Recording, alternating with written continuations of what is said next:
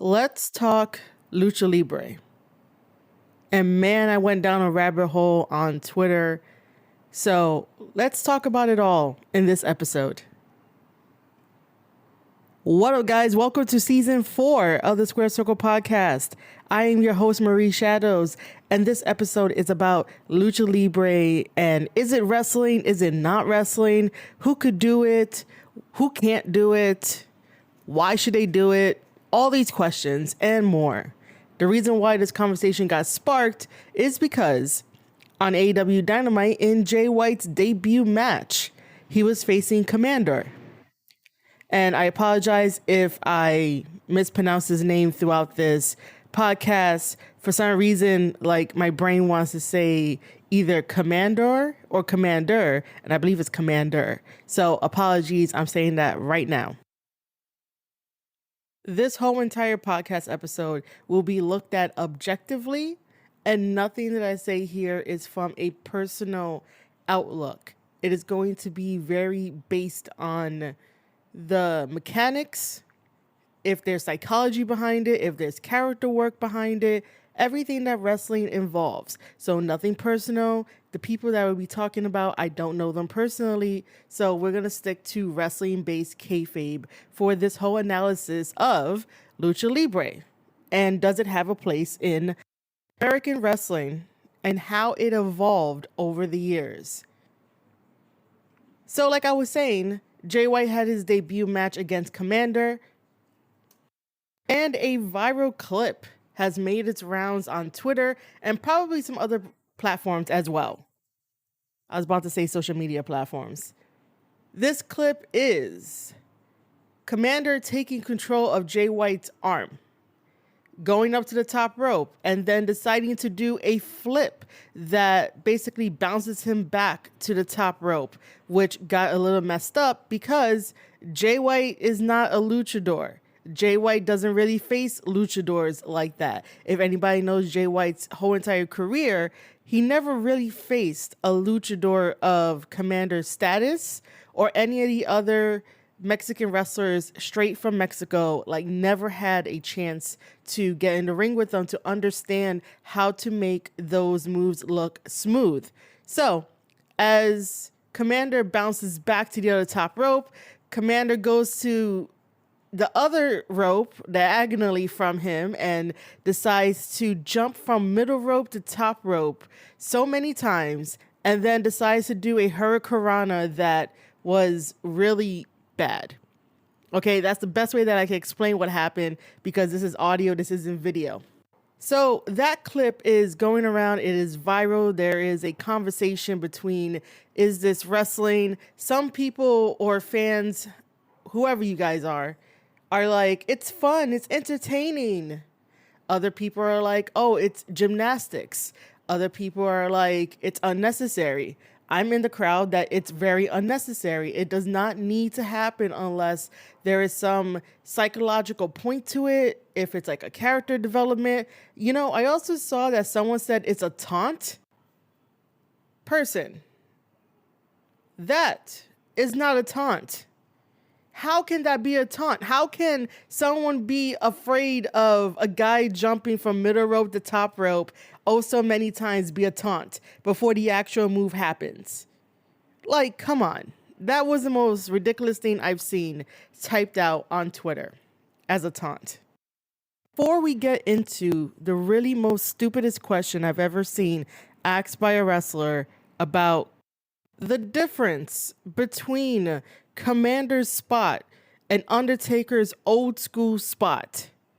First of all, you're comparing apples to oranges and trying to do a gotcha moment. Those are two different moments, two different mindsets, two different psychological moves done on the opponent. Before I get into a deeper dive of the answer for that, I need you guys to come along with me on story time. It's story time with Marie Shadows about Lucha Libre. Lucha Libre started in Mexico. as we all probably should know because we're wrestling fans. We're fans of wrestlers such as Rey Mysterio, Eddie Guerrero, Chavo Guerrero, all the Guerreros, Super Crazy, Psychosis, everyone that was in WCW that you saw that was a high flyer, they all came from Mexico. The difference is that a Mexican crowd and American crowd, when it comes to the fans, are completely different. There's a reason why Rey Mysterio lasted as long as he did. Eddie Guerrero lasted as long as he did. Chavo, Super Crazy, Psychosis, even though like Psychosis don't really wrestle as much, but you know, these luchadors survived in American wrestling because they understood they had to put some type of reign on their luchador wrestling. Because what works in Mexico does not work over here in America. What works in Japan does not work over here in America. And sometimes what works in America doesn't work in any other place if they go wrestle. So we have to establish that. We have to understand that. Komander and Vikingo are straight from the motherland in Mexico. So they're used to a rowdy crowd. And most of that crowd, if not all of that crowd, is basically like pissy drunk. So they're going to be amazed at all these flips and crazy stunts and acrobatics and gymnastics. And they're not really going to care about if someone works a hold.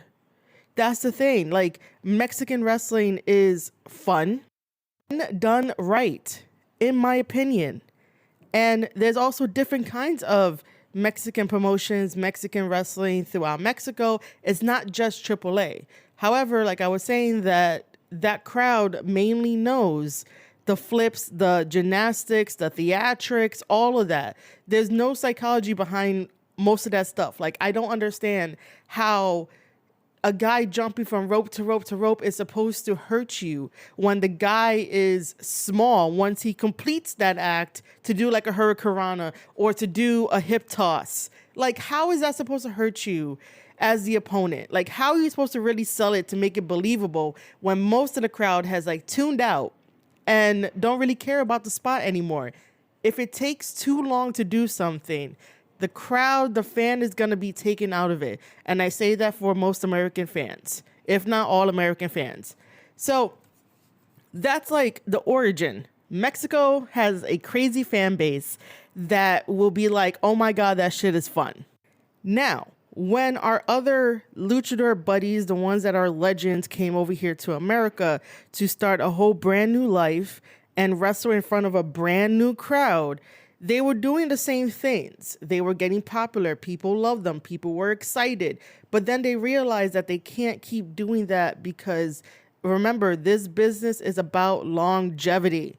If you don't have longevity in this business, you're not going to make it. So you have to change up your style every now and then, right? So this is why Rey Mysterio lasted so long, because even though he could still fly around the ring and he was super fast, there were times where he had to slow down, work a hold, get the story going. His opponent would probably do the same thing because, again, we have to have this story going on that, okay, you're fighting a fast wrestler, so how you gonna, take away his metaphorical wings, his speed? How you gonna take it away? You're gonna take it away by working a body part, which is like his legs, because he needs his legs to run. So you're gonna try to take out his legs from under him. And that's how you build this emotional connection with the fans. And when they realized that this is how you build an emotional connection with the fans, this is why all the luchadors became good. And we don't really complain about them as much because they didn't do anything unnecessary in their matches. Because they had veterans in there to be like, hey, look, I understand that you have this style of wrestling and that doesn't really go well with my type of wrestling, but let's try to make it work. You are very fast. You're not heavy. You're very fast. So compared to the other guy who's heavy, he has to use his strength to slow down the fast one. And then the crowd is going to get in on it. And the crowd is going to be like, cheering for the smaller wrestler who's fast.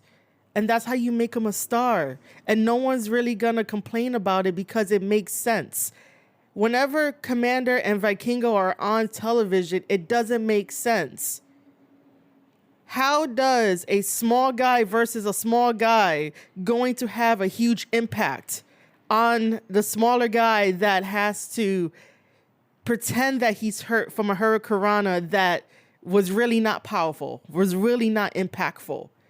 So how does jumping from rope to rope to rope increase that power, that strength to make sure this hurricanrana hurts? It doesn't.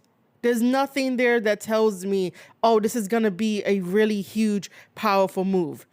So again, all of the luchador legends that we know in America that went through WCW and landed in WWE, they all learned from their counterparts, their American colleagues, to listen to the crowd, to train the crowd, to sort of rein in some of that crazy aspect that they get from Mexico and try to fusion the two of Mexican wrestling, Lucha Libre style, and American wrestling, and didn't waste any time, didn't waste any unnecessary movement. Everything made sense. Everything flowed together. The crowd was in it, and the crowd was the best part of it because they were able to control the crowd and then also control the matches and basically told the best story in that ring. And no one really fucking complained about it because they understood what was happening. Everything was a smooth transition. Now, sometimes, like Super Crazy would get Super Crazy because that's his name. But again, nothing was lost on him for just doing unnecessary shit. And plus, anyway, Super Heavy was big and he had that strength. So if he did decide to do something where it's like a lot of flips, you can understand in your mind that, oh, that's a lot of power coming down. That's a lot of weight coming down on the person. So you have to sell it. You have to be like, oh my God, that hurt because he's a heavier person. How are you going to sell something if a small guy like Komander is going to do some big, powerful move to you while you're also a small guy? Like, I don't understand that. Okay. So I hope you understood that first half of why there's this difference of fans being like, oh, we love Rey Mysterio and the Guerreros and Super Crazy and Psychosis. It's because of that. It's because they decided to merge their Mexican Lucha Libre style and the American style, and they made it work and they made history, and this is why they're legends and we don't really complain. Those that are still from the motherland brings over the same thing of what they do over there to over here, and it causes this kind of discussion because we could see through the bullshit.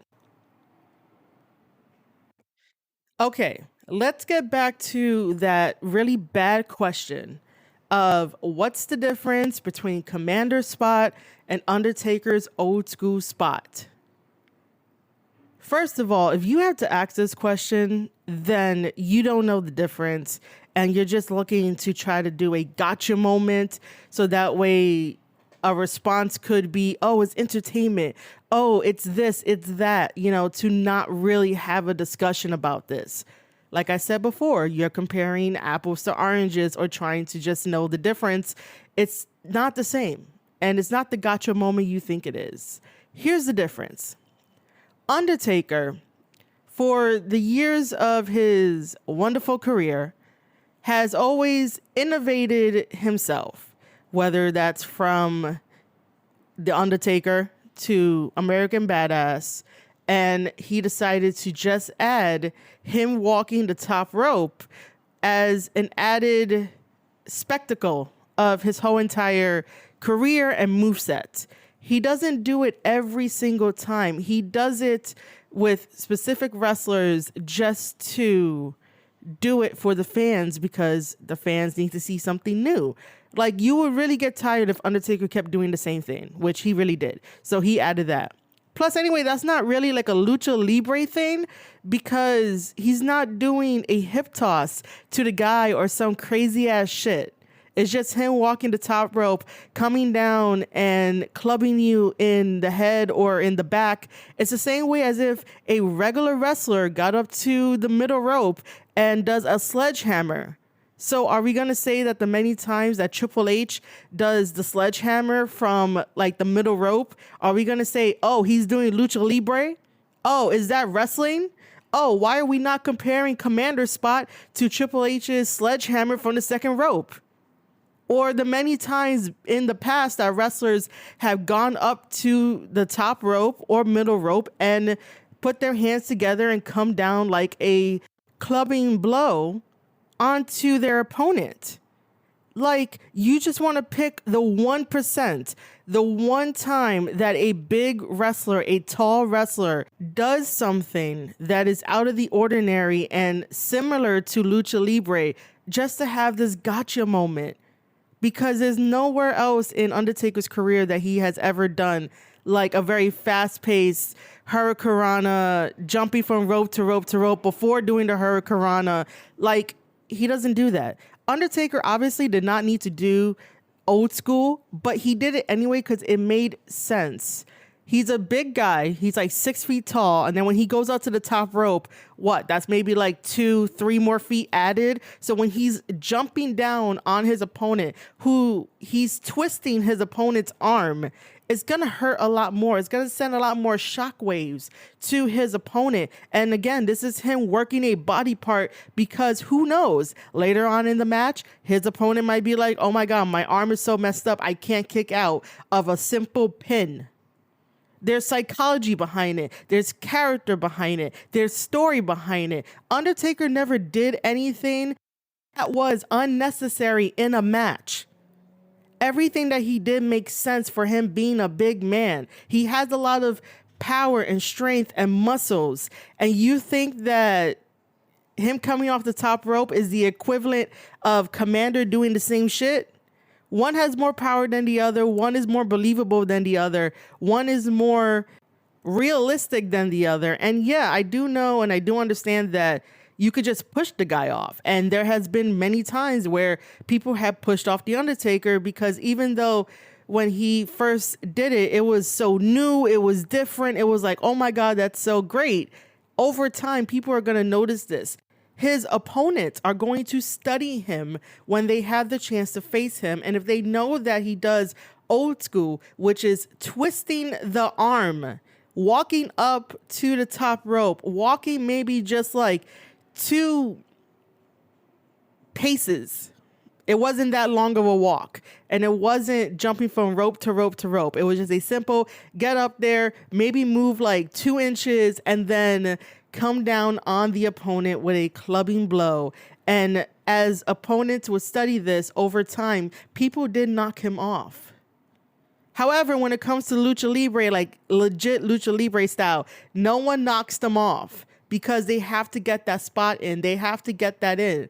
That's another thing too, is that they don't understand that sometimes to make it realistic and not have this kind of discourse, you're going to have to take some offense from your opponent, because essentially while the opponent is standing there waiting for the luchador to finish their act, you are exposing the opponent, you're exposing the other wrestler, and it doesn't make anybody look good except for the luchador that can flip and do rotations and do a whole song and dance in a match that's supposed to end in like maybe 10 minutes if they were given that. Like, make it make sense. That's all it is. So there's a difference between Undertaker doing old school, which made sense for why he did it and how he did it, versus luchadors that just flip for the sake of flipping, and it's getting old. And if they put some psychology behind it, some character work behind it, or even call up Rey Mysterio and be like, hey, how can I fuse luchador and American wrestling together so that way I could be a household name? There's no shame in that, to call up a buddy and be like, hey, I need help to fuse this because people are complaining about it. Now, I will say that Twitter is an echo chamber of everyone's bad faith takes, and everyone has something really stupid to say, and they put it on and they think that there's no repercussions, or there's basically, they don't really care. They just put it out there, whatever they think, whatever they say, bam, tweet it out. You guys, when I say you guys, I mean wrestlers and wrestling fans, do not help this kind of conversation at all, because it is usually one-sided. It is usually all the way to the side, oh, they don't know what real wrestling is. It should just be fun. I don't understand why they hate wrestling so much. And then the other side is explaining what Lucha Libre is, trying to bring up the 1% of people that did something similar in Lucha Libre style, but is not the fucking thing. Oh, yeah, and there's also the other section, too, that will say that people don't know what Lucha Libre is or they're uncultured. And it's like, we don't get exposed to that often. We don't have a channel on cable where we can watch Mexican programming.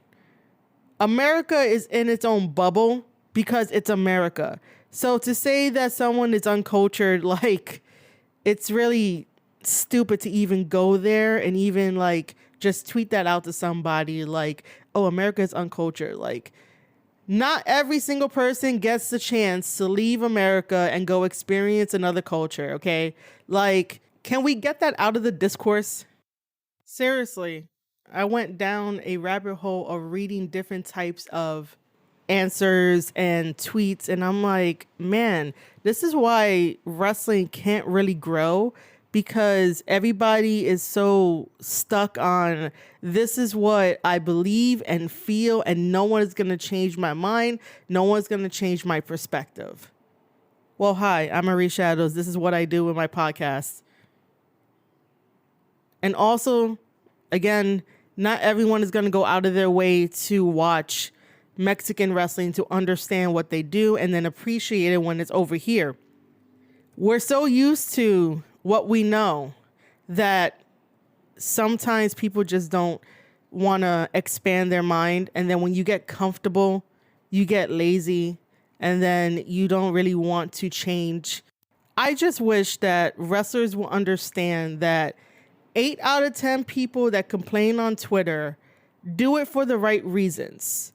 I personally know that there's a handful of good podcasters out there, including myself, that wants to help wrestling change for the better. Not necessarily in their image or their mind or what they think, but overall consensus is that make it make sense and be consistent. Even though professional wrestling has shown that it is really not consistent, but for the most part, for the majority of that, it's consistent on certain things. You're always going to have a hiccup in the journey of that is professional wrestling. Wrestling is not perfect. It does not need to be perfect, but you have to understand what kind of audience you are fighting for, you are presenting in front of. The audience that you present yourself in front of, a Mexican crowd is not the same as an American crowd. Or if you go to the UK, that crowd is not the same as an American crowd or a Mexican crowd. So you can't really do the same shit. You can try. It'll get over with like a handful of people. But then the other ones that are used to something are like, what is this? This is shit. The same thing with Japanese. If you go to a Japanese crowd, it's going to be a little bit different. You have to understand how to work the crowds. That is one of the ways to have longevity in this business, is by understanding how to work the crowds. If you have to be on a tour in the UK and your style is that of a luchador, switch it up. You can fuse what the UK wrestlers do. Plus, adding some luchador moves, but not make the luchador moves 150% of your move sets. You could do some half and half. The same thing if you had a tour over in Japan. Fuse Japanese wrestling with luchador wrestling. And again, like, have like a half and half style. That's the only way to sort of calm down this discourse about what's the difference between this. Is luchador really wrestling and all this kind of shit? Like, there's really bad faith discussions that do not help the business, because no one knows how to have a discussion about this to help the business. So to quiet this down, just start fusing together.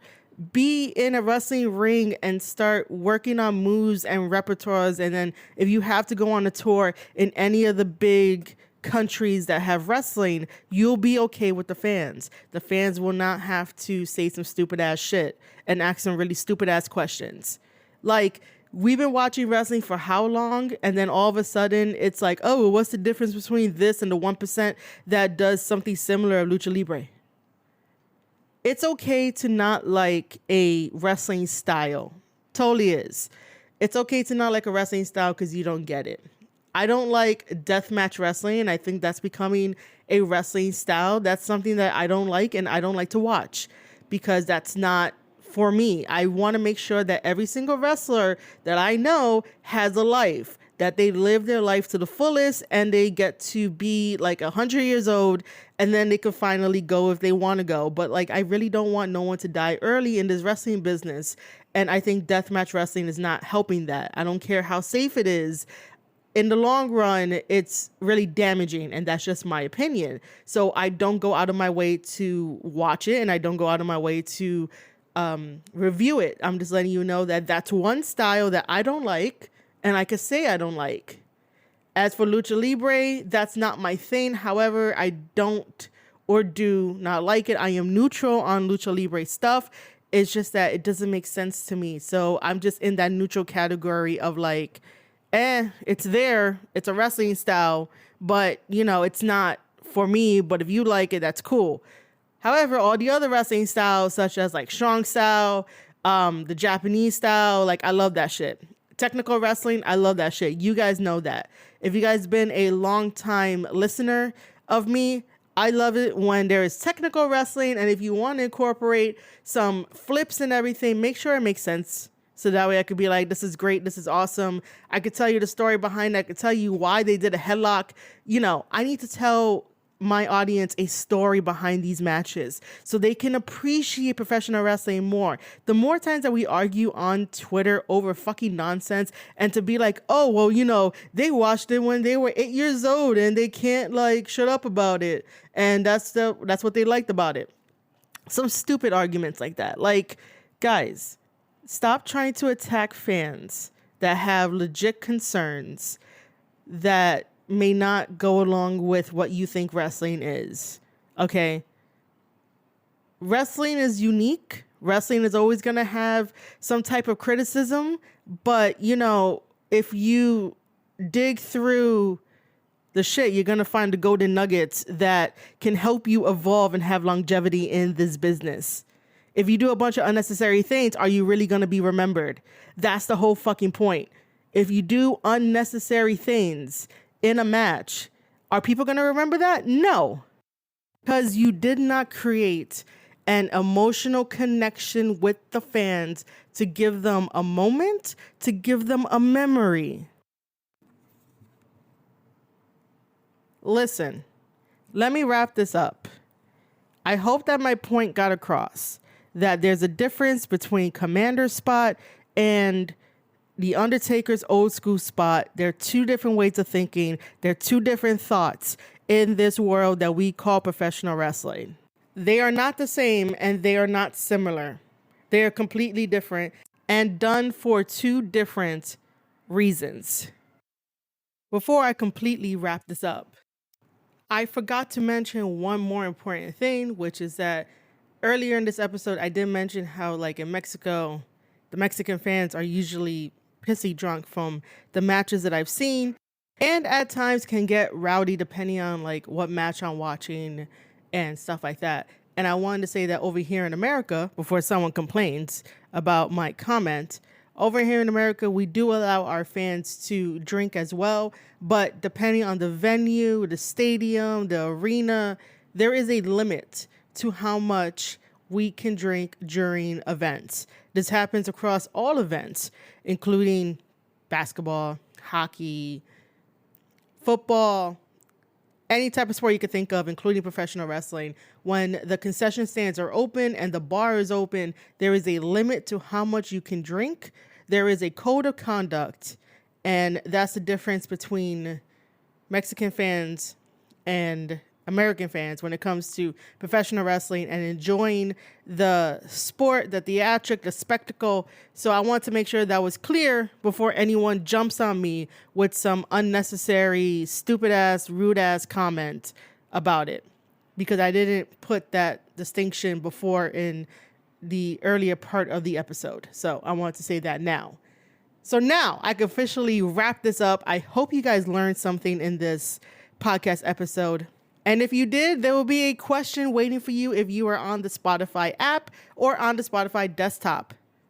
That's right, ladies and gentlemen, and fans of the Square Circle podcast. Spotify for Podcasters has pulled out polls and Q&As. So I would love that you guys take the opportunity to answer either a poll or a Q&A after this episode, after you listen to this episode. Also, if you're not following my Spotify channel, please make sure you follow the Square Circle podcast on Spotify.